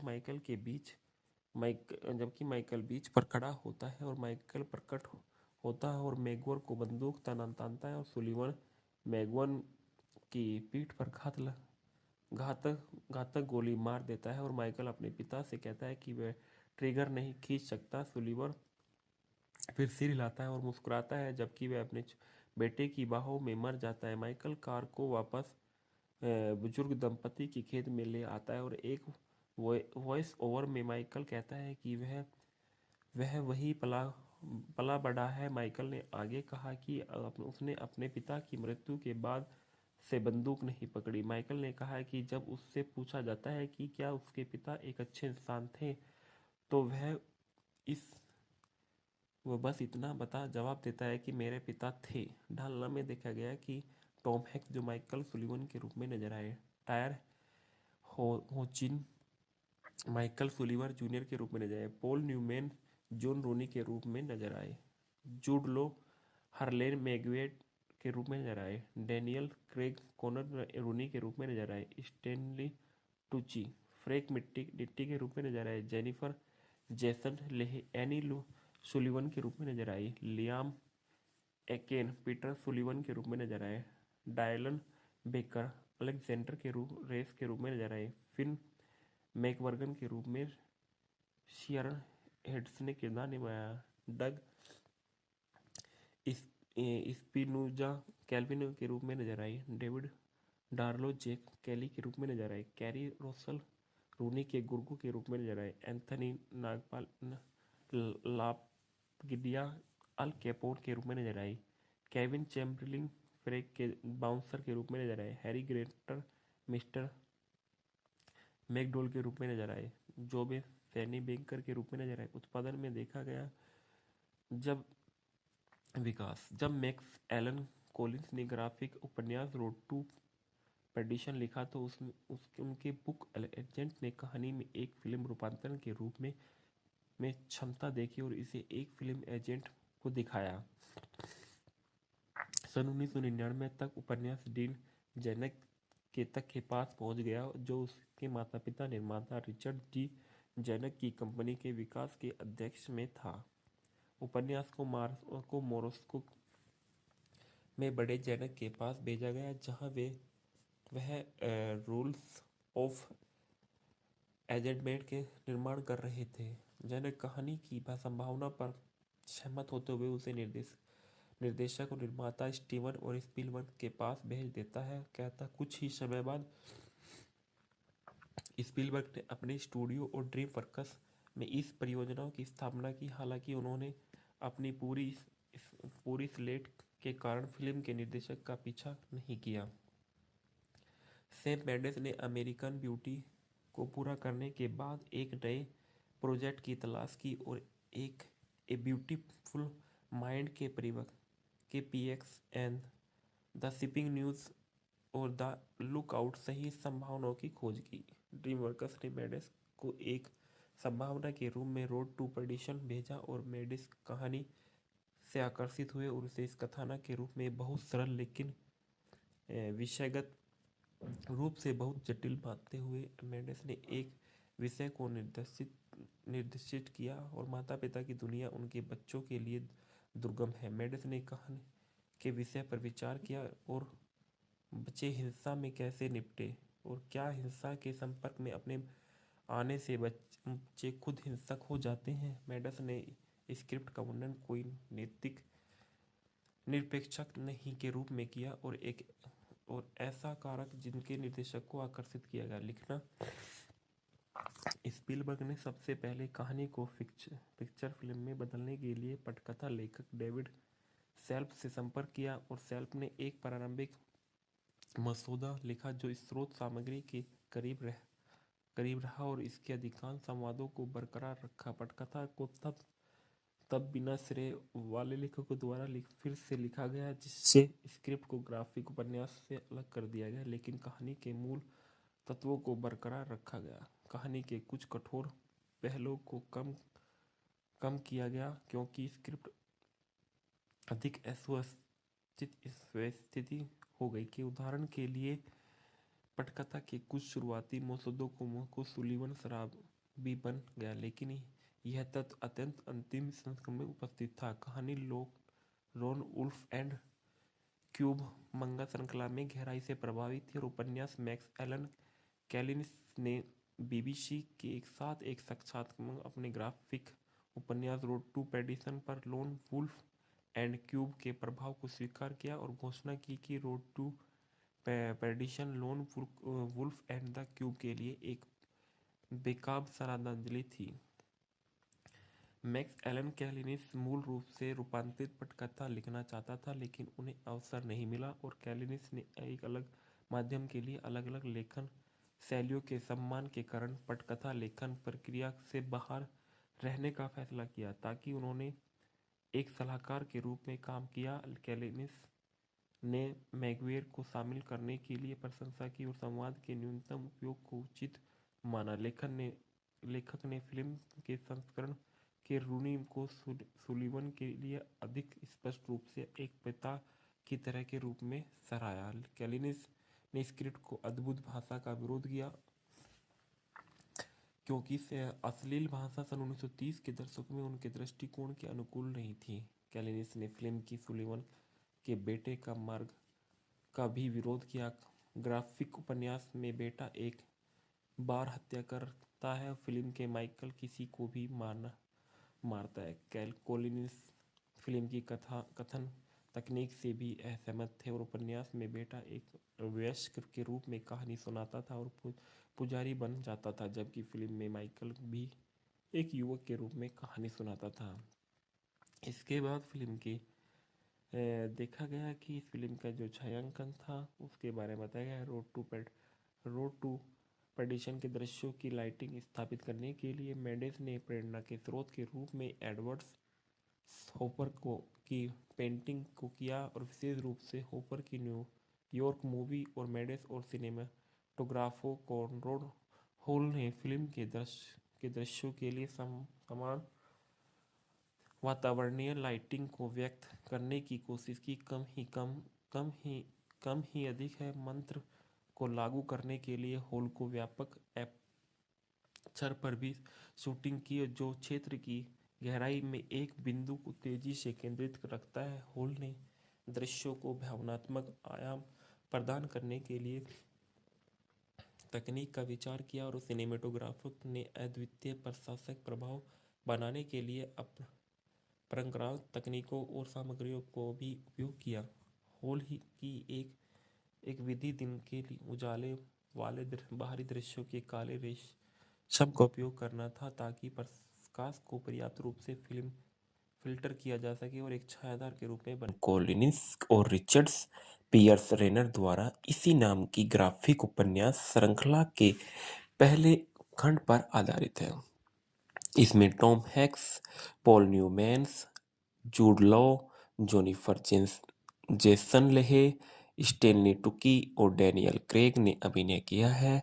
ग्रेट डिप्रेशन के दौरान सन 1931 में सेट गई ये फिल्म एक माफिया सरगना और उसके बेटे का अनुसरण करती है, क्योंकि वे उस माफिया सरगना से बदला लेना चाहते थे जिसने उनके परिवार के बाकी सदस्यों की हत्या कर दी थी। फिल्म पिता पुत्र के रिश्ते की हिंसा के परिणामों जैसे विषयों की पड़ताल करती है और फिल्म के निर्देशक सैम मेंडेस है। पटकथा डेविड सेल्फ है आधारित है। रोड टू पेर्डिशन द्वारा Max Allan Collins Richards Piers Rayner द्वारा उत्पादित किया। Richards D Zanuck, Dean Zanuck, Sam Mendes. अभिनेत्री है Tom Hanks, Paul Newman, Jude Law और Jennifer Jason Leigh, Stanley Tucci, Daniel Craig. छायांकन है कॉनराड एंड हॉल का, संपादित किया गया जिल बिलकॉक। संगीत है थॉमस न्यूमैन्स। उत्पादन कंपनी जेनेक कंपनी। वितरित किया गया ड्रीम वर्कर्स पिक्चर द्वारा संयुक्त राज्य अमेरिका में, 20वीं सेंचुरी फोकस द्वारा अंतरराष्ट्रीय में। रिलीज की तारीख 12 जुलाई सन 2002 को इसको संयुक्त राज्य अमेरिका में रिलीज किया गया। कार्यक्रम 117 मिनट। देश संयुक्त राज्य अमेरिका और भाषा अंग्रेजी। रोड टू पर्डिशन को 31 अगस्त 2002 को 59वें अंतर्राष्ट्रीय फिल्म महोत्सव के प्रदर्शित किया गया था, जहां इसे गोल्डन लायन के नाम से भी नामांकित किया गया। यह फिल्म 12 जुलाई 2002 को संयुक्त राज्य अमेरिका में नाटकीय रूप में रिलीज की गई थी और बॉक्स ऑफिस पर सफल रही, जिसने अपने $80 मिलियन के बजट के मुकाबले $181 मिलियन से अधिक की कमाई की और आलोचकों ने इसे अच्छी तरह से प्राप्त किया। और मेडेस के निर्देशन, कॉनराड हॉल एंड हॉल की छायांकन के कलाकारों की प्रदर्शन की और प्रशंसा की और 75वें अकादमी पुरस्कारों में फिल्म को न्यूमैन के लिए सर्वश्रेष्ठ सहायक अभिनेता और सर्वश्रेष्ठ मूल स्कोर, सर्वश्रेष्ठ ध्वनि संपादन और सर्वश्रेष्ठ ध्वनि मिश्रण और सर्वश्रेष्ठ कला निर्देशक के लिए नामांकित किया गया था। हॉल को मरणोपरांत सर्वश्रेष्ठ छायांकन के लिए ऑस्कर से भी सम्मानित किया गया। कथानक, माइकल सुलिवन सीनियर अनाथ हो गए थे और वो फिर उन्हें इलिनॉइस के रॉक आइलैंड में आयरिश मॉब बॉस जॉन रूनी में पाला था। अपने बच्चे से अनजान सुलिवन और अब रूनी का सबसे खूंखार प्रवर्तक के रूप रूनी को सुलिवन से अपने जैविक बेटे जल्दबाज और अप्रत्याशित कॉनर से ज्यादा प्यार हो गया था। सन 1931 में अपने भाई की अंतिम यात्रा पर बोलते हुए रूनी के सहयोगी फिन मैकगवर्न ने आरोप लगाया कि रूनी अपने भाई की मौत के लिए जिम्मेदार है। रूनी ने कॉनर और सुलिवन को मैकगवर्न ने बात करने के लिए भेजा और सुलिवन का बड़ा बेटा 12 वर्षीय माइकल जूनियर दीवार में था और दीवार में एक छेद के माध्यम से बातचीत देखता था और मैकगवर्न ने इस बात से इनकार करते हुए बताया कि उसके भाई ने भीड़ से कुछ भी चुराया नहीं था और इसके बाद वह मैकगवर्न से गोली मार दी गई, जिससे सुलिवन को आत्मरक्षा में अन्य सशस्त्र गवाहों को गोली मारने के लिए मजबूर होना पड़ा। सुलिवन को पता चला कि माइकल ने गोलीबारी देखी और उसे गोपनीयता की शपथ दिलाई। रूनी ने सुलिवन को टोली कैल्विनो में से कर्जा वसूलने के लिए भेजा और ईर्ष्यालु और भयभीत कॉनर ने सुलिवन के साथ कैल्विनो के लिए एक पत्र भेजा। कैल्विनो पत्र पढ़ता और अपनी रिवॉल्वर निकालता, लेकिन सुलिवन कैल्विनो और उसके अंगरक्षक दोनों को मार देता। पत्र में लिखा है कि सुलिवन को मार दो और सारे कर्जा चुका देंगे। सुलिवन घर भागता। जब उसे सुलिवन आता है तो उसे पता चलता है कि कॉनर ने पहले ही अपनी पत्नी और एनी और उसके छोटे बेटे पीटर की हत्या कर दी है। माइकल को कोई नुकसान नहीं हुआ क्योंकि वह हिरासत से देर से घर पहुंचा था। सुलिवन और माइकल रॉक आइलैंड से भागकर शिकागो की ओर जाते हैं और जहां वे माफिया सरगना फ्रैंक निटी से मिलते हैं और सुलिवन कॉनर को मारने की अनुमति के बदले में शिकागो आउटफिट के लिए काम करने की पेशकश करता है और निटी उसके प्रस्ताव को अस्वीकार कर देती है और सुलिवन से को बदला लेने के लिए माना करती है। रूनी कॉनर के साथ बगल में बैठकर सुन रहा था कि अनिश्चितता से निटी को स्वतंत्र हत्यारे हरलेन मैगवे को सुलिवन को मारने के लिए भेजने की अनुमति देता है और मैगवेयर सुलीवन को सड़क किनारे एक भोजनालय के में ट्रैक करता है।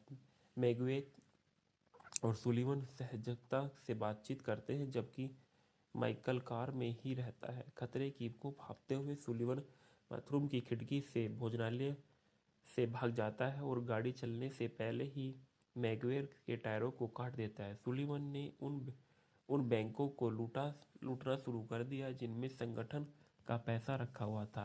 ऐसा करके सुलीवन की उम्मीद है कि वह संगठन का दबाव डालकर कॉनर को अपनी सुरक्षा वापस ले लेगा।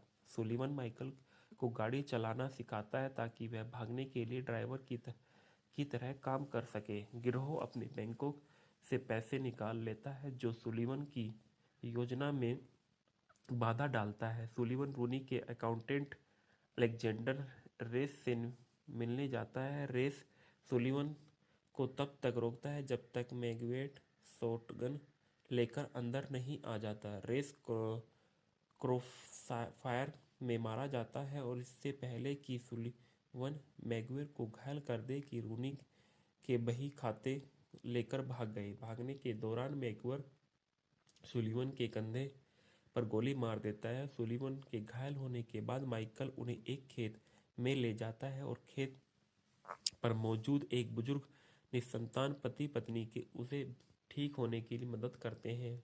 भाई खाते से पता चलता है कि कॉनर अपने पिता से गबन कर रहा था, यह मानते हुए कि वह अगर रूनी को सच्चाई पता चली तो वह उस पर हमला बंद कर देगा। सुलीवन शिकागो वापस चला जाता है और सुलीवन में रूनी से भिड़ जाता है और इसके बाद पता चलता है कि वह उसे लूट रहा है। रूनी कहता है कि उसे उम्मीद है कि रूनी की मौत के बाद कॉनर को या तो सुलीवन या निट्टी के आदमियों द्वारा मार दिया जाएगा। फिर भी रूनी अपने बेटे को छोड़ने से इनकार कर देती है और रूनी सुलीवन से माइकल के साथ भागने और उसे उन दोनों से बेहतर इंसान बनने के लिए कहता है। बाद में सुलीवन घात लगाकर हमला करता है और रूनी के अंगरक्षक को और फिर खुद रूनी को मार देता है। सुलीवन द्वारा वादा किए जाने के बाद कॉनर की मौत के साथ झगड़ा खत्म हो जाएगा और निट्टी कॉनर का स्थान बताता है कि सुलीवन उस होटल में जाता है जहां कॉनर छिपा हुआ है और उसे मार देता है। सुलीवन माइकल को पार्टीशन में अपनी आंटी के बीच हाउस पर ले जाता है। वहां पहुंचने पर सुलीवन पर मैगवेयर द्वारा घात लगाकर हमला किया जाता है और घात के अंदर ही उसे गोली मार दी जाती है। जबकि माइकल बीच पर खड़ा होता है और माइकल प्रकट होता है और मैगवेयर को बंदूक तानता है और सुलीवन मैगवेयर की पीठ पर घातक गोली मार देता है और माइकल अपने पिता से कहता है कि वह ट्रिगर नहीं खींच सकता। सुलीवन फिर सिर हिलाता है और मुस्कुराता है जबकि वह अपने बेटे की बाहों में मर जाता है। माइकल कार को वापस बुजुर्ग दंपति के खेत में ले आता है और एक वॉइस ओवर में माइकल कहता है कि वह वही पला बड़ा है। माइकल ने आगे कहा कि उसने अपने पिता की मृत्यु के बाद से बंदूक नहीं पकड़ी। माइकल ने कहा कि जब उससे पूछा जाता है कि क्या उसके पिता एक अच्छे इंसान थे तो वह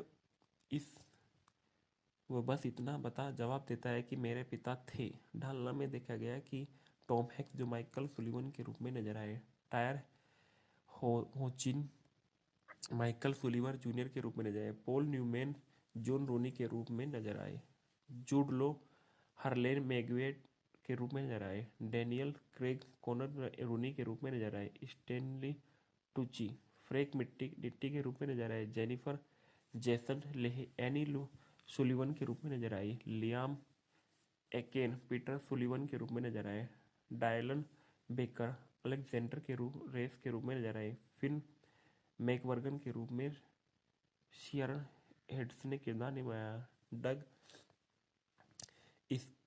स्पिनोजा कैल्विन के रूप में नजर आई, डेविड डार्लो जेक कैली के रूप में नजर आए, कैरी रोसल रूनी के गुर्गो के रूप में नजर आए, एंथनी नागपाल लापगिडिया अल कैपोन के रूप में नजर आई, केविन चैम्बरलिन फ्रेक के बाउंसर के रूप में नजर आए। हैरी ग्रेटर मिस्टर मैकडोल के रूप में नजर आए। जोबे सैनी बैंकर के रूप में नजर आए। उत्पादन में देखा गया जब जब मैक्स एलन कॉलिंस ने ग्राफिक उपन्यास रोड टू पेडिशन लिखा तो उसमें उनके बुक एजेंट ने कहानी में एक फिल्म रूपांतरण के रूप में क्षमता देखी और इसे एक फिल्म एजेंट को दिखाया।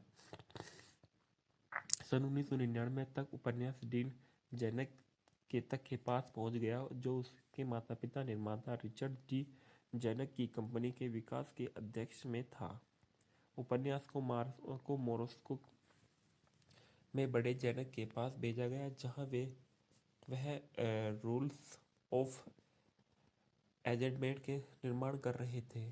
जेनक कहानी की संभावना पर सहमत होते हुए उसे निर्देशक और निर्माता स्टीवन और स्पीलबर्ग के पास भेज देता है। कहता कुछ ही समय बाद स्पीलबर्ग ने अपने स्टूडियो और ड्रीम वर्क्स में इस परियोजना की स्थापना की। हालांकि उन्होंने अपनी पूरी स्लेट के कारण फिल्म के निर्देशक का पीछा नहीं किया। सैम मेंडेस ने अमेरिकन ब्यूटी को पूरा करने के बाद एक नए प्रोजेक्ट की तलाश की और एक ए ब्यूटीफुल माइंड के px and the shipping news और द लुकआउट सही संभावनाओं की खोज की। ड्रीमवर्क्स ने मेंडेस को एक संभावना के रूप में रोड टू पर्डिशन भेजा और मेंडेस कहानी से आकर्षित हुए और उसे इस कथानक के रूप में बहुत सरल लेकिन विषयगत रूप से बहुत जटिल मानते हुए मेंडेस ने एक विषय को निर्देशित किया और माता पिता की दुनिया उनके बच्चों के लिए दुर्गम है। मेंडेस ने कहानी के विषय पर विचार किया और बच्चे हिंसा में कैसे निपटे और क्या हिंसा के संपर्क में अपने आने से बच्चे खुद हिंसक हो जाते हैं। मेंडेस ने स्क्रिप्ट का वर्णन कोई नैतिक निरपेक्षक नहीं के रूप में किया और ऐसा कारक जिनके निर्देशक को आकर्षित किया गया। लिखना स्पीलबर्ग ने सबसे पहले कहानी को पिक्चर फिल्म में बदलने के लिए पटकथा लेखक डेविड सेल्फ से संपर्क किया और सेल्फ ने एक प्रारंभिक मसौदा लिखा जो स्रोत सामग्री के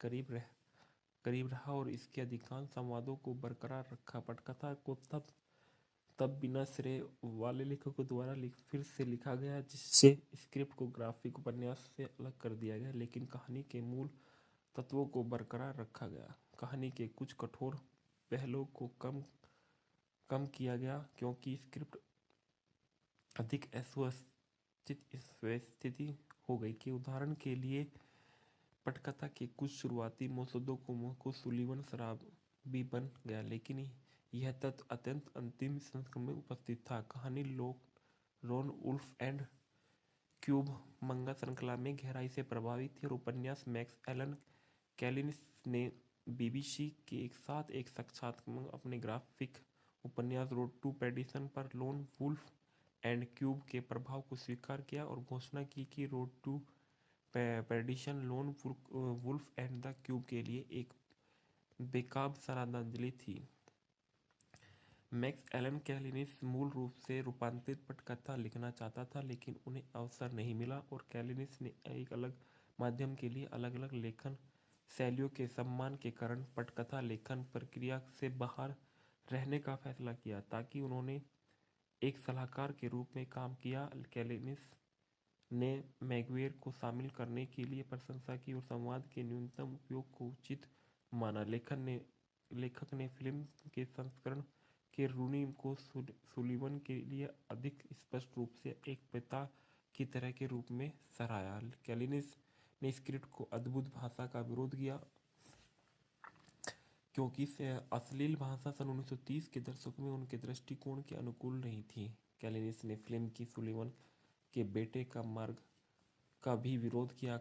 ग्राफिक उपन्यास में बेटा एक बार हत्या करता है, फिल्म के माइकल किसी को भी मारता है। कोलिनिस फिल्म की कथन तकनीक से भी असहमत थे और उपन्यास में बेटा एक वयस्क के रूप में कहानी सुनाता था और पुजारी बन जाता था, जबकि फिल्म में माइकल भी एक युवक के रूप में कहानी सुनाता था। इसके बाद फिल्म की देखा गया कि इस फिल्म का जो छायांकन था उसके बारे में बताया गया।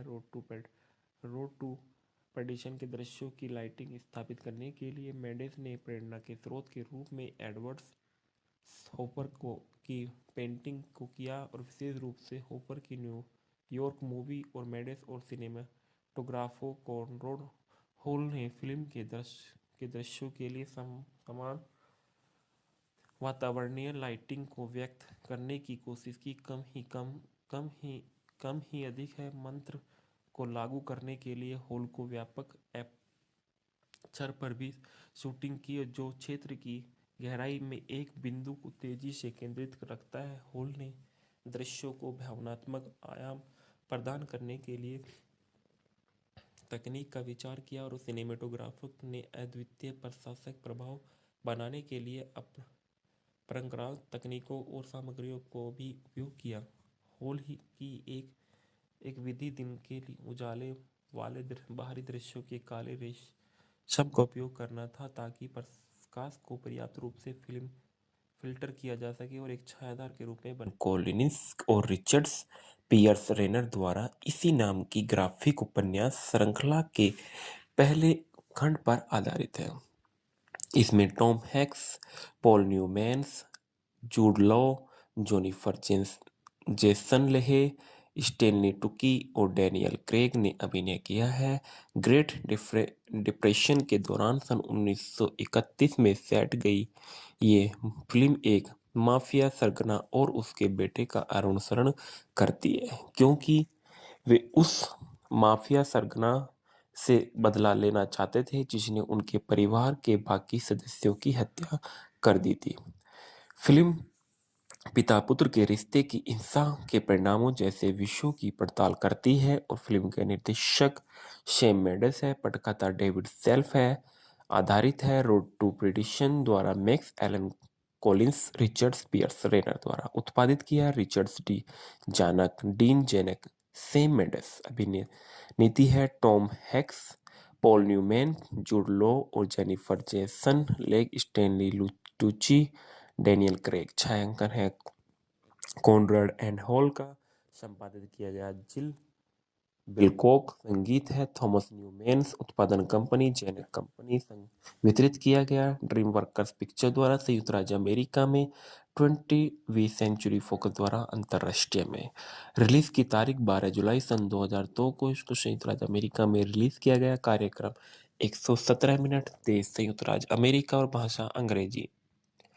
रोड टू पर्डिशन को 31 अगस्त 2002 को 59वें अंतर्राष्ट्रीय फिल्म महोत्सव के प्रदर्शित किया गया था जहां इसे गोल्डन लायन के नाम से भी नामांकित किया गया। यह फिल्म 12 जुलाई 2002 को संयुक्त राज्य अमेरिका में नाटकीय रूप में रिलीज की गई थी और बॉक्स ऑफिस पर सफल रही, जिसने अपने $80 मिलियन के बजट के मुकाबले $181 मिलियन से अधिक की कमाई की और आलोचकों ने इसे अच्छी तरह से प्राप्त किया। और मेंडेस के निर्देशन, कॉनराड हॉल एंड हॉल की छायांकन के कलाकारों की प्रदर्शन की और प्रशंसा की और 75वें अकादमी पुरस्कारों में फिल्म को न्यूमैन के लिए सर्वश्रेष्ठ सहायक अभिनेता और सर्वश्रेष्ठ मूल स्कोर, सर्वश्रेष्ठ ध्वनि संपादन और सर्वश्रेष्ठ ध्वनि मिश्रण और सर्वश्रेष्ठ कला निर्देशक के लिए नामांकित किया गया था। हॉल को मरणोपरांत सर्वश्रेष्ठ छायांकन के लिए ऑस्कर से भी सम्मानित किया गया। कथानक माइकल सुलिवन सीनियर अनाथ हो गए थे और वो फिर उन्हें इलिनॉइस के रॉक आइलैंड में आयरिश मॉब बॉस जॉन रूनी में पाला था। अपने बच्चे से अनजान सुलिवन और अब रूनी का सबसे खूंखार प्रवर्तक के रूप रूनी को सुलिवन से अपने जैविक बेटे जल्दबाज और अप्रत्याशित कॉनर से ज्यादा प्यार हो गया था। सन 1931 में अपने भाई की अंतिम यात्रा पर बोलते हुए रूनी के सहयोगी फिन मैकगवर्न ने आरोप लगाया कि रूनी अपने भाई की मौत के लिए जिम्मेदार है। रूनी ने कॉनर और सुलिवन को मैकगवर्न ने बात करने के लिए भेजा और सुलिवन का बड़ा बेटा 12 वर्षीय माइकल जूनियर दीवार में था और दीवार में एक छेद के माध्यम से से बातचीत देखता था और मैगवर ने इस बात से इनकार करते हुए बताया कि उसके भाई ने भीड़ से कुछ भी चुराया नहीं था। और इसके बाद वह मैगवर से गोली मार दी गई, जिससे सुलीवन को आत्मरक्षा के अन्य सशस्त्र गवाहों को गोली मारने के लिए मजबूर होना पड़ा। सुलीवन को पता चला कि माइकल ने गोलीबारी देखी और उसे गोपनीयता की शपथ दिलाई। रूनी ने सुलीवन को टोली कैल्विनो में से कर्जा वसूलने के लिए भेजा और ईर्ष्यालु और भयभीत कॉर्नर ने सुलीवन के साथ कैल्विनो के लिए एक पत्र भेजा। कैल्विनो पत्र पढ़ता और अपनी रिवॉल्वर निकालता, लेकिन सुलीवन कैल्विनो और उसके अंगरक्षक दोनों को मार देता। पत्र में लिखा है कि सुलीवन को मार दो और सारे कर्जा चुका देंगे। सुलीवन घर भागता है। जब उसे सुलीवन आता है तो उसे पता चलता है कि कॉर्नर ने पहले ही अपनी पत्नी और एनी और उसके छोटे बेटे पीटर की हत्या कर दी है। माइकल को कोई नुकसान नहीं हुआ क्योंकि वह हिरासत से देर से घर पहुंचा था। सुलीवन और माइकल रॉक आइलैंड से भागकर शिकागो की ओर जाते हैं और जहां वे माफिया सरगना फ्रैंक निटी से मिलते हैं और सुलीवन कॉर्नर को मारने की अनुमति के बदले में शिकागो आउटफिट के लिए काम करने की पेशकश करता है और निटी उसके प्रस्ताव को अस्वीकार कर देती है और सुलीवन से को बदला लेने के लिए माना करती है। रूनी कॉर्नर के साथ बगल में बैठकर सुन रहा था कि अनिश्चितता से निटी को स्वतंत्र हत्यारे हार्लेन मैगवे को सुलीवन को मारने के लिए भेजने की अनुमति देता है और मैगवेर सुलीवन को सड़क किनारे एक भोजनालय में ट्रैक करता है। मैगवे और सुलीवन सहजता से बातचीत करते हैं जबकि माइकल कार में ही रहता है। खतरे की को भापते हुए सुलीवन बाथरूम की खिड़की से भोजनालय से भाग जाता है और गाड़ी चलने से पहले ही मैगवेर के टायरों को काट देता है। सुलीवन ने उन बैंकों को लूटना शुरू कर दिया जिनमें संगठन का पैसा रखा हुआ था। ऐसा करके सुलीवन की उम्मीद है कि वह संगठन का दबाव डालकर कॉर्नर को अपनी सुरक्षा वापस ले लेगा। सुलीवन माइकल को गाड़ी चलाना सिखाता है ताकि वह भागने के लिए ड्राइवर की तरह काम कर सके। गिरोह अपने बैंकों से पैसे निकाल लेता है जो सुलीवन की योजना में बाधा डालता है। सुलीवन रूनी के अकाउंटेंट अलेक्जेंडर रेस से मिलने जाता है। रेस सुलीवन को तब तक रोकता है जब तक मैगवेट शॉटगन लेकर अंदर नहीं आ जाता। रेस क्रॉसफायर में मारा जाता है और इससे पहले कि सुलीवन मैगवेर को घायल कर दे कि रूनी के बही खाते लेकर भाग गए। भागने के दौरान मैगवेर सुलीवन के कंधे पर गोली मार देता है। सुलीवन के घायल होने के बाद माइकल उन्हें एक खेत में ले जाता है और खेत पर मौजूद एक बुजुर्ग निसंतान पति पत्नी के उसे ठीक होने के लिए मदद करते हैं। भाई खाते से पता चलता है कि कॉर्नर अपने पिता से गबन कर रहा था, यह मानते हुए कि वह अगर रूनी को सच्चाई पता चली तो वह उस पर हमला बंद कर देगा। सुलीवन शिकागो वापस चला जाता है और सुलीवन में रूनी से भिड़ जाता है और इसके बाद पता चलता है कि वह उसे लूट रहा है। रूनी कहता है कि उसे उम्मीद है कि रूनी की मौत के बाद कॉर्नर को या तो सुलीवन या निट्टी के आदमियों द्वारा मार दिया जाएगा। फिर भी रूनी अपने बेटे को छोड़ने से इनकार कर देती है और रूनी सुलीवन से माइकल के साथ भागने और उसे उन दोनों से बेहतर इंसान बनने के लिए कहता है। बाद में सुलीवन घात लगाकर हमला करता है और रूनी के अंगरक्षक को और फिर खुद रूनी को मार देता है। सुलीवन द्वारा वादा किए जाने के बाद कॉर्नर की मौत के साथ झगड़ा खत्म हो जाएगा और निट्टी कॉर्नर का स्थान बताता है कि सुलीवन उस होटल में जाता है जहां कॉर्नर छिपा हुआ है और उसे मार देता है। सुलीवन माइकल को पार्टीशन में अपनी आंटी के बीच हाउस पर ले जाता है। वहां पहुंचने पर सुलिवन पर मैगवेयर द्वारा घात लगाकर हमला किया जाता है और घात के अंदर ही उसे गोली मार दी जाती है। जबकि माइकल बीच पर खड़ा होता है और माइकल प्रकट होता है और मैगवेयर को बंदूक तानता है और सुलिवन मैगवन की पीठ पर घातक गोली मार देता है और माइकल अपने पिता से कहता है कि वह ट्रिगर नहीं खींच सकता। सुलिवन फिर सिर हिलाता है और मुस्कुराता है जबकि वह अपने बेटे की बाहों में मर जाता है। माइकल कार को वापस बुजुर्ग दंपति की खेत में ले आता है और एक वॉइस ओवर में माइकल कहता है कि वह वही पला बड़ा है। माइकल ने आगे कहा कि उसने अपने पिता की मृत्यु के बाद से बंदूक नहीं पकड़ी। माइकल ने कहा कि जब उससे पूछा जाता है कि क्या उसके पिता एक अच्छे इंसान थे तो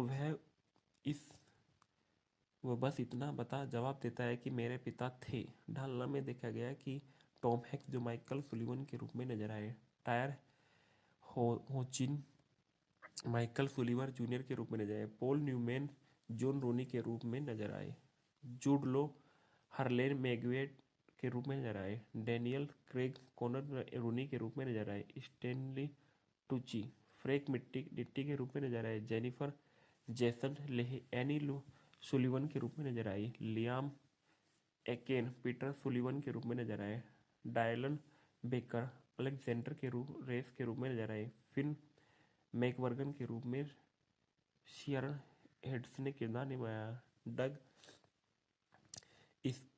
स्पिनोजा कैल्विन के रूप में नजर आई, डेविड डार्लो जेक कैली के रूप में नजर आए, कैरी रोसल रूनी के गुर्गो के रूप में नजर आए, एंथनी नागपाल लापगिडिया अल कैपोन के रूप में नजर आई, केविन चैम्बरलिन फ्रेक के बाउंसर के रूप में नजर आए, हैरी ग्रेटर मिस्टर मैकडोल के रूप में नजर आए, जोबे सैनी बैंकर के रूप में नजर आए। उत्पादन में देखा गया जब मैक्स एलन कॉलिंस ने ग्राफिक उपन्यास रोड टू पेडिशन लिखा तो उनके बुक एजेंट ने कहानी में एक फिल्म रूपांतरण के रूप में क्षमता देखी और इसे एक फिल्म एजेंट को दिखाया। सन 1999 तक उपन्यास डीन जेनक के पास पहुंच गया जो उसके माता पिता निर्माता रिचर्ड डी जेनक की कंपनी के विकास के अध्यक्ष में था। उपन्यास को मोरस्को में बड़े जेनक के पास भेजा गया जहां वह रूल्स ऑफ एंगेजमेंट के निर्माण कर रहे थे। जेनक कहानी की संभावना पर सहमत होते हुए उसे निर्देशक और निर्माता स्टीवन और स्पीलबर्ग के पास भेज देता है। कहता कुछ ही समय बाद स्पीलबर्ग ने अपने स्टूडियो और ड्रीम वर्क्स में इस परियोजना की स्थापना की। हालांकि उन्होंने अपनी पूरी स्लेट के कारण फिल्म के निर्देशक का पीछा नहीं किया। सैम मेंडेस ने अमेरिकन ब्यूटी को पूरा करने के बाद एक नए प्रोजेक्ट की तलाश की और एक ए ब्यूटीफुल माइंड के px and the shipping news और द लुकआउट सही संभावनाओं की खोज की। ड्रीमवर्क्स ने मेंडेस को एक संभावना के रूप में रोड टू पर्डिशन भेजा और मेंडेस कहानी से आकर्षित हुए और उसे इस कथानक के रूप में बहुत सरल लेकिन विषयगत रूप से बहुत जटिल मानते हुए मेंडेस ने एक विषय को निर्देशित किया और माता पिता की दुनिया उनके बच्चों के लिए दुर्गम है। मेंडेस ने कहानी के विषय पर विचार किया और बच्चे हिंसा में कैसे निपटे और क्या हिंसा के संपर्क में अपने आने से बच्चे खुद हिंसक हो जाते हैं। मेंडेस ने स्क्रिप्ट का वर्णन कोई निरपेक्षक नहीं के रूप में किया और ऐसा कारक जिनके निर्देशक को आकर्षित किया गया। लिखना स्पीलबर्ग ने सबसे पहले कहानी को पिक्चर फिल्म में बदलने के लिए पटकथा लेखक डेविड सेल्फ से संपर्क किया और सेल्फ ने एक प्रारंभिक मसौदा लिखा जो स्रोत सामग्री के करीब रहा और इसके अधिकांश संवादों को बरकरार रखा। पटकथा को तब बिना श्रेय वाले लेखकों द्वारा फिर से लिखा गया जिससे स्क्रिप्ट को ग्राफिक उपन्यास से अलग कर दिया गया लेकिन कहानी के मूल तत्वों को बरकरार रखा गया। कहानी के कुछ कठोर पहलुओं को कम किया गया क्योंकि स्क्रिप्ट अधिक स्थिति हो गई कि उदाहरण के लिए पटकथा के कुछ शुरुआती मसौदों को सुलीवन शराबी बन गया, लेकिन यह तथ्य अत्यंत अंतिम संस्करण में उपस्थित था। कहानी लोन वुल्फ एंड क्यूब मंगा श्रृंखला में गहराई से प्रभावित थी और उपन्यास मैक्स एलन कैलिनिस ने बीबीसी के साथ एक साक्षात्कार में अपने ग्राफिक उपन्यास रोड टू पेर्डिशन पर लोन वुल्फ एंड क्यूब के प्रभाव को स्वीकार किया और घोषणा की कि Road to Perdition Lone Wolf and the cube के लिए एक बेकाब श्रद्धांजलि थी। मैक्स एलन कैलिनिस मूल रूप से रूपांतरित पटकथा लिखना चाहता था, लेकिन उन्हें अवसर नहीं मिला और कैलिनिस ने एक अलग माध्यम के लिए अलग अलग लेखन शैलियों के सम्मान के कारण पटकथा लेखन प्रक्रिया से बाहर रहने का फैसला किया। ताकि उन्होंने एक सलाहकार के रूप में काम किया, कैलिनिस ने मैगुइर को शामिल करने के लिए प्रशंसा की और संवाद के न्यूनतम उपयोग को उचित माना। लेखक ने फिल्म के संस्करण के रूनी को सुलीवन के लिए अधिक स्पष्ट रूप से एक पिता की तरह के रूप में सराहा। कैलिनिस ने स्क्रिप्ट को अद्भुत भाषा का विरोध किया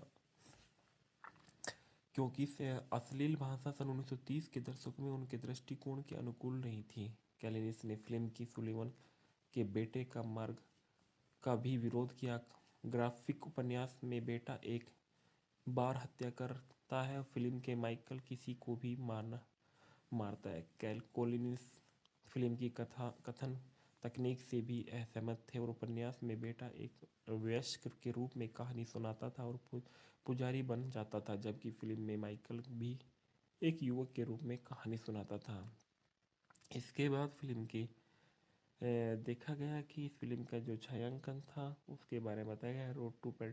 रोड टू पेर्डिशन के दृश्यों की लाइटिंग स्थापित करने के लिए मेंडेस ने प्रेरणा के स्रोत के रूप में एडवर्ड हॉपर की पेंटिंग को किया और विशेष रूप से हॉपर की न्यूयॉर्क मूवी और मेंडेस और सिनेमाटोग्राफो कॉनराड हॉल ने फिल्म के दृश्यों के लिए समान वातावरणीय लाइटिंग को व्यक्त करने की कोशिश की।